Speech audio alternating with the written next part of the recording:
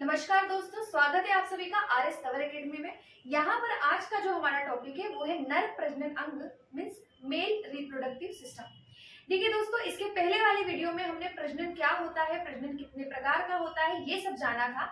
आज हम इस वीडियो में जानने वाले हैं मेल रिप्रोडक्टिव सिस्टम, नर प्रजनन तंत्र के बारे में हम जानने वाले हैं। ठीक है, चलिए हम शुरू करते हैं। देखिए यहाँ पर नर प्रजनन तंत्र या मेल रिप्रोडक्टिव सिस्टम, अगर आपसे बोले कि नर प्रजनन अंग या मेल रिप्रोडक्टिव सिस्टम का मेन ऑर्गन कौन सा है, मुख्य जनन अंग कौन सा है, तो आपका आंसर होगा टेस्टिस या जिन्हें हम कहते हैं वृषण। ठीक है, वृषण जो होता है ये मेल रिप्रोडक्टिव ऑर्गन है, मुख्य जनन अंग होता है किसी भी मेल के शरीर में या पुरुष के शरीर में। देखिए अब आपसे इसकी पूछी जाती है स्थिति, इसकी स्थिति कहाँ होती है। तो देखिए यहाँ पर हम देखते हैं कि भाई मान लो ये कोई भी मनुष्य है या कोई भी मेल है, कोई भी नर है, ये वाला जो भाग होता है इसका, ये जो चेस्ट वाला भाग होता है ना, इसको हम बोलते हैं वक्ष गुहा कहते हैं। ठीक है, इसको वक्ष गुहा कहते हैं, इसको थोरोसिक रीजन कहा जाता है। ओके, अब देखिए चेस्ट के जो नीचे वाला भाग होता है, जो पेट वाला भाग होता है, जहाँ पर छोटी आंत, बड़ी आंत, ये सब चीजें होती है, इस भाग को कहते हैं हम क्या, उदर गुहा कहते हैं, एब्डोमिनल केविटी कहते हैं। ठीक है, एब्डोमिनल केविटी कहते हैं। एब्डोमिनल केविटी के नीचे वाला जो भाग होता है, ये वाला भाग जो आपको दिख रहा है, ये वाला जो भाग दिख रहा है, इसको हम बोलते हैं श्रोणी भाग, या इसको हम कहते हैं पेल्विक रीजन, या इसको हम कहते हैं पेल्विक रीजन। अब देखिए पेल्विक जो रीजन होता है, श्रोणी भाग जो होता है, श्रोणी भाग में ही स्थित होता है, शरीर से बाहर स्थित होता है टेस्टिस। ठीक है, तो टेस्टिस की अगर पूछे स्थिति, आप बताएंगे शरीर से बाहर उदर गुहा मीन्स एब्डोमिनल पार्ट के नीचे पेल्विक रीजन मतलब श्रोणी भाग में स्थित होते हैं क्या, टेस्टिस होते हैं। अच्छा, टेस्टिस की संख्या कितनी होती है, तो टेस्टिस की जो संख्या होती है वो किसी मेल के शरीर में 2 होती है या एक जोड़ी होते हैं। ठीक है, तो देखिए एक जोड़ी टेस्टिस पाए जाते हैं या वृषण पाए जाते हैं। ठीक है, अब देखिए उसके बाद में आपसे पूछा जाता है वृषण के बारे में। तो देखिए ये हमारे क्या है, ये क्या है, टेस्टिस है भाई, ये क्या है, टेस्टिस है। एक जोड़ी टेस्टिस होते हैं या 2 टेस्टिस होते हैं, 2 टेस्टिस होते हैं। ठीक है, तो आपको दिख रहा होगा, ये आपको स्ट्रक्चर दिख रहा होगा, बाहर की तरफ एक थैली नुमा संरचना आपको दिख रही होगी। तो टेस्टिस के बाहर एक थैली नुमा संरचना होती है। इस थैली नुमा संरचना को क्या कहते हैं, इसको बोलते हैं स्क्रोटम कहते हैं, इसको वृषण कोश के नाम से जाना जाता है। ठीक है, तो ये टेस्टिस के बाहर थैली नुमा संरचना क्या कहलाती है, स्क्रोटम कहलाती है। तो देखिए आपसे अगर पूछा जाए कि वृषण कहाँ स्थित होते हैं, तो आप बताएंगे थैली नुमा संरचना के अंदर स्थित होते हैं, जिसको वृषण कोश या स्क्रोटम कहा जाता है। ठीक है, फिर आपसे पूछा जाता है कि वृषण या टेस्टिस का वजन कितना होता है, इसका वेट कितना होता है, इसका भार कितना होता है। तो वृषण का भार जो है लगभग कितना होता है, 15 ग्राम होता है। ठीक है, लगभग कितना ग्राम होता है, 15 ग्राम होता है। अगर आपसे पूछे भाई इसकी लंबाई कितनी होती है, तो इसकी जो लेंथ होती है ये होती है कितनी, 4 से 5 सेंटीमीटर। ठीक है, तो इसकी जो लेंथ होती है भाई कितनी होगी, 4 से 5 सेंटीमीटर होगी। और वृषण की चौड़ाई या टेस्टिस की चौड़ाई कितनी होती है, आप बताएंगे 2 से 3 सेंटीमीटर इसकी क्या होती है, चौड़ाई होती है। ठीक है, तो यहाँ पर हमने वृषण के बारे में कुछ बेसिक चीजें पढ़ी है, और भी कुछ चीजें हैं मैं आपको नेक्स्ट स्लाइड में बताऊंगी। तब तक आप इस चीज का बोल सकती हूँ स्क्रीनशॉट ले लीजिए। ठीक है,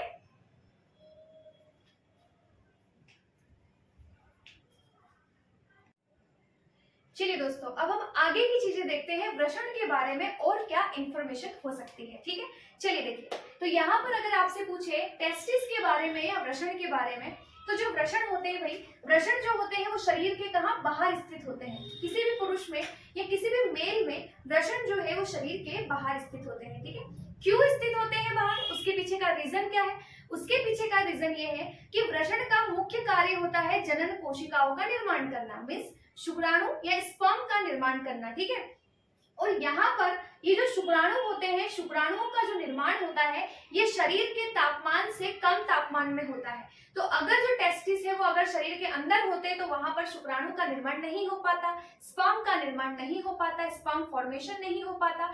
इसीलिए अगर शुक्राणु का निर्माण करना है, शुक्राणु के निर्माण के लिए शरीर के तापमान से 2 से 3 डिग्री सेल्सियस कम तापमान होना चाहिए, तो ही शुक्राणुओं का निर्माण हो पाएगा। ठीक है, तो लगभग यहाँ पर कितने डिग्री सेल्सियस, तो 34 से 35 डिग्री सेल्सियस के तापमान पर शुक्राणु का निर्माण होता है। ठीक है, जैसे शरीर का तापमान कितना होता है, 37 डिग्री सेल्सियस होता है, तो उससे 2 से 3 डिग्री सेल्सियस कम अगर होगा तो शरीर के बाहर तापमान कम होता है, इसीलिए इस तापमान पर जो है वो शुक्राणु निर्माण हो जाते हैं, ठीक है, स्पर्म का फॉर्मेशन हो जाता है।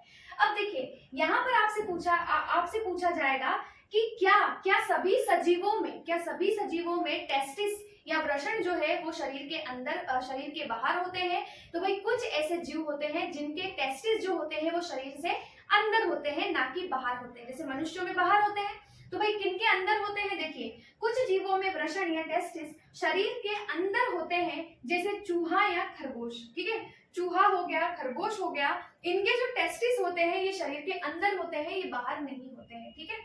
और एक और बात याद रखिएगा कि जब बच्चा जो है वो माँ के गर्भ में होता है, जब माँ के गर्भ में होता है तो 7 महीने तक उस बच्चे के जो टेस्टिस होते हैं, जो वृषण होते हैं, वो उस बच्चे के शरीर के अंदर होते हैं। 7 महीने बाद जो है वो टेस्टिस शरीर से बाहर निकलते हैं। ये चीज को भी आप याद रखिएगा, ठीक है। अब देखिए अगर आपसे पूछे भाई इसका मुख्य कार्य क्या है, इसका मुख्य कार्य है जनन कोशिका या इसको बोलते हैं गैमेट सेल का निर्माण करना। गैमेट सेल या जनन कोशिका क्या होती है भाई? पुरुषों में, नर में शुक्राणु कोशिका या स्पर्म सेल को क्या बोलते हैं? गैमेट सेल बोलते हैं, जनन कोशिका कहा जाता है। तो वृषण का जो मुख्य काम होता है वो जनन कोशिकाओं का निर्माण करना होता है, ठीक है। तो ये इतना याद रखिएगा, और ये जो नोट्स है ये आप कॉपी कर लीजिए, नोट कर लीजिए। उसके बाद में हम पढ़ते हैं आगे वृषण की आंतरिक संरचना के बारे में हम पढ़ेंगे। ओके, चलिए दोस्तों, अब हम पढ़ने वाले हैं वृषण की आंतरिक संरचना, ठीक है। वृषण के अंदर क्या क्या चीजें होती है, कैसे यहाँ पर बोल सकती हूँ शुक्राणु का निर्माण होता है, ये सब चीजें हम यहाँ पर देखने वाले हैं, ठीक है। देखिए तो ये वृषण बनाया है भाई, कितने टेस्टिस होते हैं? 2 टेस्टिस होते हैं, 2 वृषण होते हैं। यहाँ पर मैंने जो आपको डायग्राम दिख रहा है, मैंने एक टेस्टिस का डायग्राम बनाया है। इस डायग्राम के अंदर क्या क्या चीजें होती है ये हम यहाँ पर देख रहे हैं, ठीक है। तो ये वृषण की आंतरिक संरचना का आपको डायग्राम मैंने बना के बताया है। देखिए भाई यहाँ पर देखिए, यहाँ पर वृषण इस प्रकार से, भाई वृषण के ऊपर ये 2 वृषण होते हैं जैसा कि मैंने आपको बताया था। इसके ऊपर एक बोल सकती हूँ वृषण कोश होता है जिसको हम स्क्रोटम कहते हैं, ठीक है, इसको स्क्रोटम कहते हैं। अब देखिए यहाँ पर एक वृषण की अगर हम बात कर रहे हैं तो इस एक वृषण के ऊपर वाली ये जो लेयर आपको दिख रही है, ये जो आपको ऊपर सबसे ऊपर वाली लेयर दिख रही है, इस लेयर को क्या कहते हैं? इसको बोलते हैं ट्यूनिया एल्ब्यूजिना कहते हैं, ठीक है। इस लेयर को क्या कहते हैं? ट्यूनिया एल्ब्यूजिना कहा जाता है। अब देखिए इसके अंदर क्या होता है, ट्यूनिया एल्ब्यूजिना के अंदर क्या होता है? तो इसके अंदर जो है, इसके अंदर आपको ये स्ट्रक्चर दिख रहा होगा, ये वाला आपको स्ट्रक्चर दिख रहा होगा कुछ इस तरीके से, ये ऐसा आपको दिख रहा होगा ये वाला स्ट्रक्चर, ठीक है।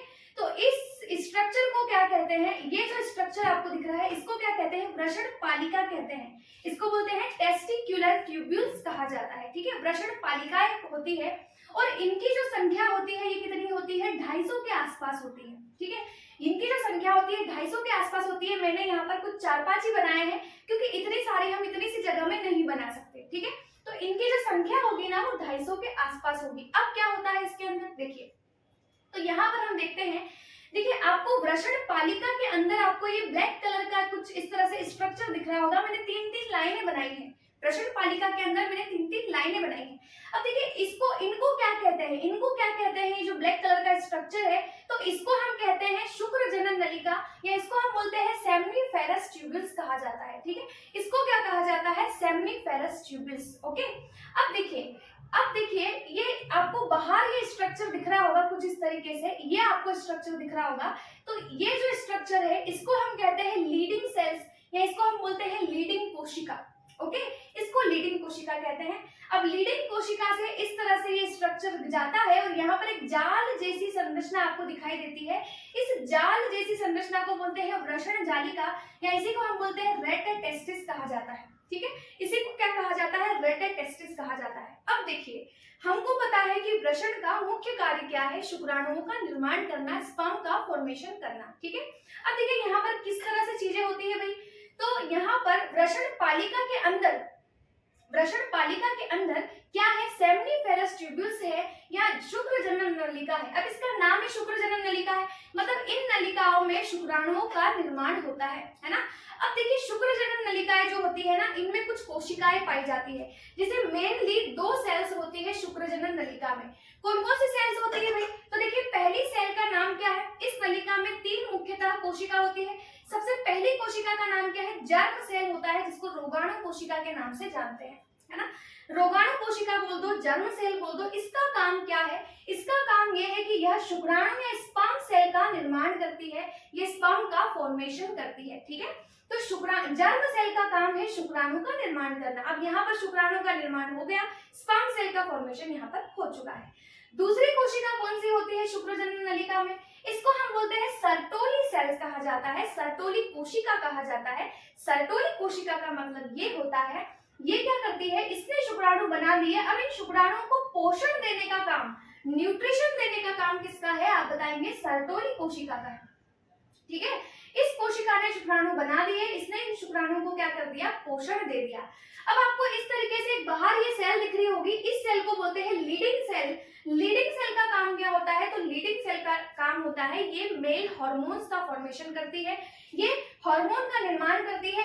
कौन कौन से हार्मोन होते हैं भाई? तो आपको पता है एक हार्मोन होता है टेस्टोस्टेरोन, ठीक है, एक होता है टेस्टोस्टेरोन और एक होता है एंड्रोजन हार्मोन, एक होता है एंड्रोजन हार्मोन। ये मुख्यतः क्या होते हैं? ये मुख्यतः मेल हार्मोन्स होते हैं, ठीक है।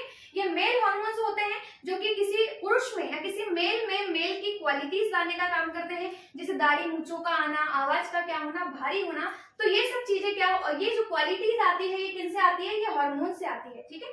तो ये है वृषण की आंतरिक संरचना। ये वृषण की आंतरिक संरचना है भाई। वृषण के अंदर इतनी कोशिकाएं पाई जाती है, ये सभी क्वेश्चन आपसे एग्जाम में पूछे जाते हैं, ठीक है। अब देखिए क्या होगा कि वृषण पालिका के अंदर होती है शुक्रजनन नलिका, मतलब सेमिफेरस ट्यूबल्स। यहाँ पे जो कोशिका होती है, जर्म कोशिका शुक्राणु बना देती है, सर्टोली कोशिका उसको बोल सकते हैं पोषण देती है, और ये जो है ये हार्मोन्स बना देती है। अब देखिए यहाँ से जो शुक्राणु होते हैं ना, ये जो शुक्राणु होते हैं ये यहाँ से होते हुए कहाँ चले जाते हैं? ये क्या है भाई? ये क्या है? वृषण जालिका है। क्या है? वृषण जालिका है, जिसको किस नाम से जानते हैं? रेटेड टेस्टिस के नाम से जानते हैं, ठीक है। तो शुक्राणु जब बन जाते हैं, शुक्राणु को पोषण भी मिल जाता है, तो शुक्राणु यहाँ से होते हुए वृषण जालिका में संग्रहित हो जाते हैं, ठीक है। तो अगर आपसे पूछे भाई कि रेटेड टेस्टिस का काम क्या होता है, तो इसका काम होता है शुक्राणुओं को क्या करना? संग्रहित करना, ठीक है। तो यहाँ पर आज हमने क्या पढ़ा? आज हमने मेल रिप्रोडक्टिव सिस्टम पढ़ा, जिसमें कि हमने वृषण की आंतरिक संरचना के बारे में पढ़ा है। यहाँ से भी क्वेश्चन आते हैं, यहाँ से भी क्वेश्चन आते हैं, आपको ये भी पढ़ना होगा, ठीक है। अब आगे हम जो नेक्स्ट जो वीडियो है, इसमें हम मेल रिप्रोडक्टिव सिस्टम के बारे में प्रॉपर डायग्राम के साथ में कुछ चीजें पढ़ेंगे, जैसे वृषण जो है वो किससे जुड़ा होता है, ठीक है। फिर अगर आपसे पूछे भाई वासा डिफरेंसा क्या होती है ना, पुरुष नसबंदी को क्या कहते हैं, तो ये वाले जो सारे जो भी क्वेश्चन है ये हम नेक्स्ट वीडियो में आपके लिए लेकर आएंगे, ठीक है। तो इसका एक वीडियो और आएगा जिसमें आपको डिटेल यहाँ पर सब कुछ मिल जाएगा। तब तक के लिए धन्यवाद, थैंक यू सो मच। और अगर वीडियो आपको अच्छा लगा हो तो प्लीज इसको शेयर जरूर कीजिएगा। Thank you so much.